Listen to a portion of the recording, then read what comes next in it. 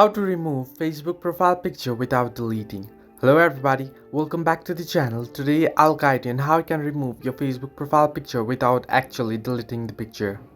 Now first, if you open up the Facebook app, you'll get an interface like this if you log into your account. Now if you head into your profile by tapping on the profile icon at the left hand side of your screen, you'll be headed to your profile and you can see my profile picture right there.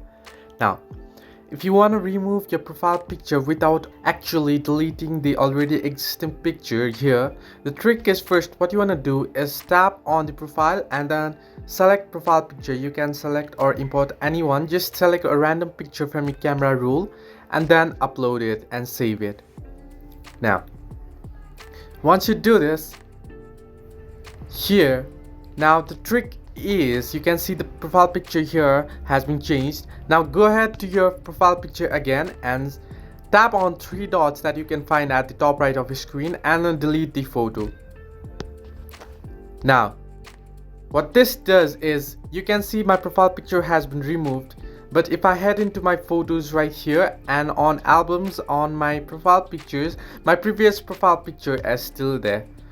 So this way you can remove profile picture without actually deleting the picture.